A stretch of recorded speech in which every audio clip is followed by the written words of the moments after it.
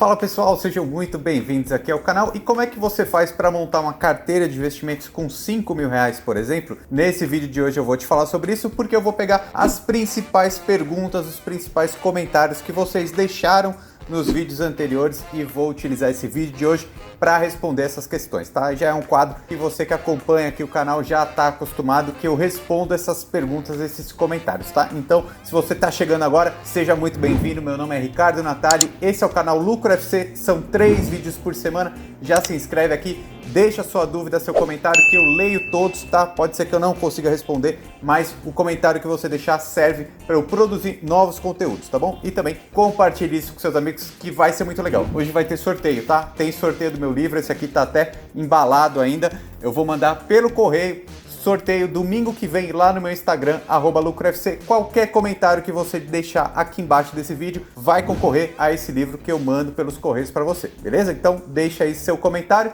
e vamos agora pro vídeo então. Olha só, vou responder duas perguntas bem rápidas sobre fundos imobiliários, porque é importante a gente conseguir esclarecer que todo mundo entenda que os fundos imobiliários são interessantes, tá? Então o Bruno, ele até se desculpou que a pergunta é simples. Não tem pergunta simples, tá? Todas as perguntas são importantes. Existe um tempo mínimo que eu tenho de ter um fundo imobiliário para começar a receber os dividendos? Não, não tem um tempo mínimo. Se você comprar hoje, no próximo pagamento, no próximo rendimento ali você já vai receber, tá? Pode ser que, por exemplo, você compre agora no dia 16 e o próximo pagamento é só no dia 15, então você só recebe no mês que vem, ok? Você ficaria esses dias aí sem receber porque os dividendos, eles costumam ser pagos mensalmente, beleza? Então, comprou hoje, no próximo recebimento você já vai ver lá na conta corrente da sua corretora. E o Jailton perguntou o que é o IFIX, inclusive o Cláudio também falou que também quer saber o que é isso, né? O IFIX, gente, assim, é muito básico, tá? Ele é a sigla que significa Índice de Fundos de Investimentos Imobiliários. Ele foi criado pela B3, né, que é a Bolsa de Valores aqui do país. Então, ele é uma grande média dos principais fundos imobiliários disponíveis na bolsa, tá? Um índice é isso, né? É uma carteira teórica e nesse momento ele está composto aí por mais ou menos 120 fundos imobiliários. Então, a B3 aqui ele pega os 120 principais fundos que são mais negociados e que têm maior patrimônio, coloca isso aí num grande pacotão e chama isso de IFIX, que é o índice. Até fiquei curioso porque eu não entendi por que tem o X no final, né? Porque o índice dos fundos imobiliários, por que tem o X, né? Eu não entendi, não consegui achar na internet a resposta. Se você souber, deixa aqui nos comentários, tá bom? Agora já vamos direto para essa parte aqui da montagem de carteira de investimentos, que é uma coisa que vocês me perguntam muito. A primeira pergunta aqui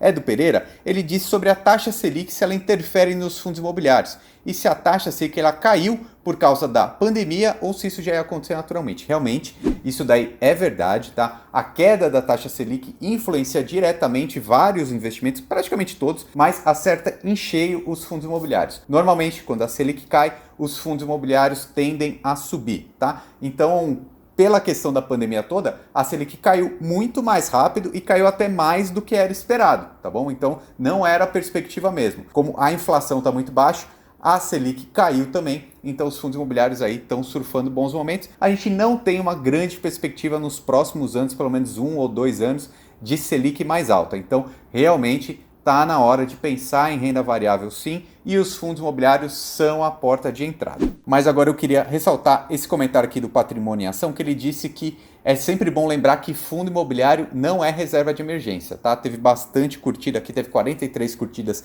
esse comentário e é verdade, tá? A gente precisa pensar na nossa carteira de investimentos. Aqueles investimentos mais seguros e aqueles com maior potencial de rentabilidade, mas a reserva de emergência tem que estar em renda fixa, tá? Que é o que eu vou responder agora sobre a montagem da carteira de investimentos, que foi a pergunta do Bruno, tá? Ele disse aqui, ó, por que você não faz um vídeo montando uma carteira de investimentos com R$ 5.000 ou R$ 10.000, principalmente para a galera que está iniciando? Muito bom, isso daí é uma questão recorrente, né? Muitas pessoas perguntam isso, então vamos lá. Se eu estivesse começando hoje com R$ 5.000, como que eu montaria a minha carteira de investimentos? Anota isso daí, compartilha com seus amigos para você não esquecer. Basicamente aí eu dividiria em duas partes, tá? Uma parte, a maior parte em ativos muito seguros e outra parte em ativos com potencial de rentabilidade mais alta, tá? Então o que eu estou falando aqui? Eu particularmente dividiria aí 70% em ativos bem seguros, tá? Por quê? Quando você está começando, você não quer perder dinheiro de jeito nenhum, você não tolera o risco, tá? Então, o começo,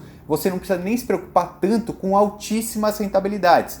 Você precisa se preocupar muito mais com esse hábito de poupar e investir todos os meses, porque é isso que vai fazer seu patrimônio crescer, transformar isso num hábito mensal, tá bom? Então, no começo você vai colocar a maior parte dos seus investimentos ali, independente da rentabilidade, mas em ativos muito seguros. E aí eu tô falando do quê?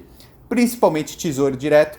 Estou falando de CDBs de liquidez diária, por exemplo, para reserva de emergência. E estou falando aqui também de fundo de garantia, por que não, né? Muitas vezes a gente esquece que tem uma rentabilidade lá para quem é assalariado do fundo de garantia. Você não pode resgatar, mas faz parte do seu patrimônio. E até saiu uma notícia outro dia que ninguém deu muita bola, vou até colocar aí na tela, que o fundo de garantia rendeu muito bem em 2019, rendeu aí quase uns 5%, né? Foi bem mais do que a taxa Selic. Então você tem que lembrar que aquela fatia segura do seu patrimônio, ela tem que ficar ali. Quando a gente pensa em reserva de emergência, aí a gente está falando de ou CDB de liquidez diária, que rende mais do que 100% do CDI, que tenha a proteção do FGC, tá? Tem até outros vídeos que eu falo sobre isso, e também Tesouro Direto, que é o ativo mais seguro da nossa economia, tá? O Tesouro Selic rende 100% do CDI e você pode resgatar qualquer dia, você pode colocar lá, não tem problema nenhum.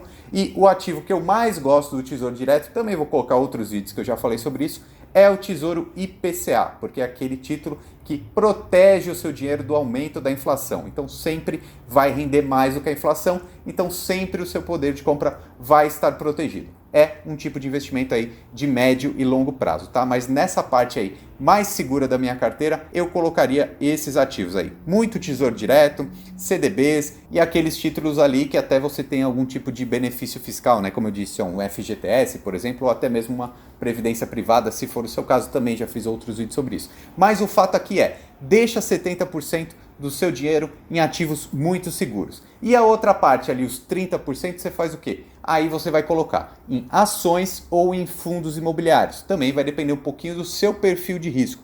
Se você for mais arrojado, você pode colocar nas ações, porque as ações são mais voláteis, tá? Elas vão te dar muito lucro ou elas vão te dar prejuízo. Lembrando sempre que o pensamento de longo prazo, quando a gente fala de ações, de renda variável como um todo, deixa muito mais fácil a sua possibilidade de ganho. Porque pensar em ter muito dinheiro assim do dia para a noite, no curtíssimo prazo, pode fazer você se machucar e perder dinheiro, tá? Se você tiver um pensamento aí de longo prazo para renda variável, tanto para ações quanto para fundos imobiliários, vai ficar muito mais fácil você ganhar dinheiro. E aí qual que é o segredo, qual que é o caminho? Escolhe aí 4 ou 5 ativos diferentes, de 4 ou 5 setores diferentes. Então, se a gente falar de fundos imobiliários, compra um de logística, um de shopping center, um fundo de fundo, né, um fundo de papel. Divide em 4 ou 5 setores para você ficar bem diversificado. Não coloque todos os ovos numa só cesta.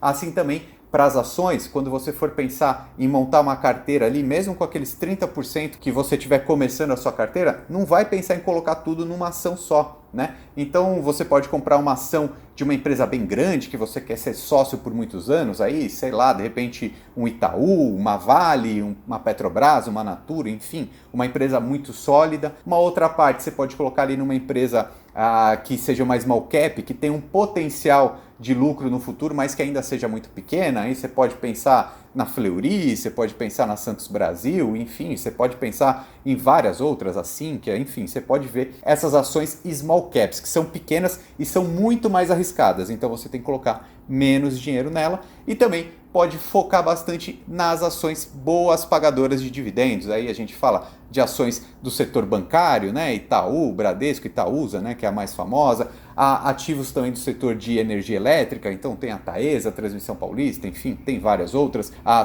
empresas de seguros, né? BB Seguridade, também já falamos aqui sobre esse tipo de investimento em dividendos em outros vídeos, tá? Então, essa é a lógica, tá bom? Você pega 70% da sua carteira, coloca em ativos mais seguros, 30% em ativos mais arrojados e aí você divide entre fundos imobiliários e ações conforme for o seu gosto, o seu apetite ao risco. E em paralelo a isso, você vai buscando mais conhecimento para você conseguir diversificar mais sua carteira, investir mais na renda variável sem ter muito risco, sem ter muita preocupação e também crie esse hábito de poupar e investir todos os meses. É isso que vai fazer o seu patrimônio crescer. No dia que o seu salário cair na sua conta, pega uma parte desse salário e manda para os investimentos todos os meses, tá bom? É assim que se faz. Tem mais algumas questões importantes aqui sobre essa parte de carteira que eu vou responder agora.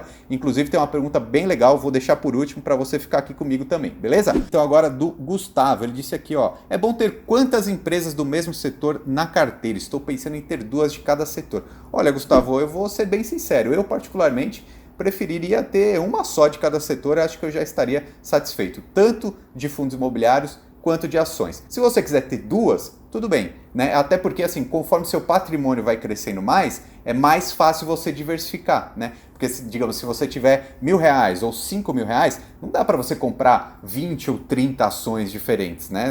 É difícil você ter dinheiro para tanto. Agora, se você já tiver R$100.000, R$500.000, dá para você fazer uma diversificação muito maior, ser sócio de várias outras empresas. Então, faz sentido isso. Mas no começo, eu pensaria aí de uma ação por setor ou um fundo imobiliário por setor, acho que faz sentido, tá? E aí a Kátia, ela já emenda e pergunta assim, ó, quantas ações, Ricardo, compõem a sua carteira? Você pode falar? Olha, particularmente a minha carteira, eu até contei aqui antes de começar esse vídeo, eu estou com 13 ações na minha carteira, tá? Eu não tenho muito mais, sempre fico entre 10 e 15 no máximo, né? Daqui a pouco eu vou ter que vender algumas. Lembrando que eu sempre fico pelo menos 2 anos com cada ação na minha carteira, pelo menos é assim a minha estratégia. E de fundos imobiliários eu estou exatamente com 10 fundos imobiliários na minha carteira e estou seguindo mais ou menos essa lógica aqui que eu falei para vocês. Eu tenho quase 70% ali, acho que uns 65% em ativos seguros e uns 35% em renda variável, ok? E agora a pergunta final do Renan que eu achei muito boa. Olha só, eu entendo que os fundos imobiliários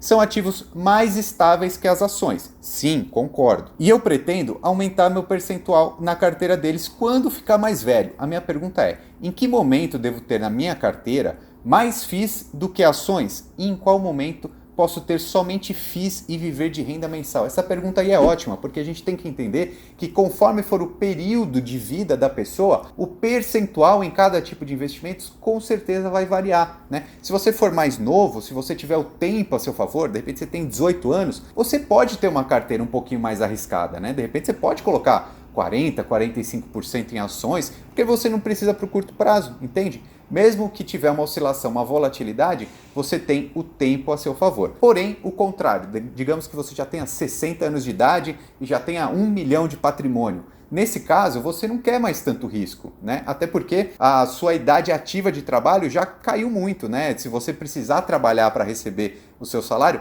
vai ser muito mais difícil, né? Então, a tendência ali, na maioria das pessoas, é ter esse ápice aí em torno dos 35, 40 anos, aquele momento onde você vai ter o maior salário da sua vida, que é o momento que você tem que poupar mais também. Então, quando você estiver lá com 60 anos, você precisa ter também ativos menos arriscados, ok? E nesse caso, faz muito sentido pensar nos fundos imobiliários ou em ações que pagam dividendos também, e também em ativos bem seguros, como eu falei no começo, do Tesouro Direto, porque você não quer risco nesse momento, ok? Você não vai deixar todo o seu dinheiro também em fundos imobiliários, porque pode ter oscilação, né? E aí isso aí afetaria esse dividendo que cai todo mês na sua conta. Então, sim, faz muito sentido você, quando mais novo, ter uma carteira mais arrojada, e quando você for mais velho quando? Pode ser com 30, 40, 50, 60 anos, pode ser, mas quando que é esse mais velho que eu estou querendo dizer? Quando você já tiver um patrimônio suficiente para viver de renda. Como eu dei no exemplo aqui, se você tiver R$1 milhão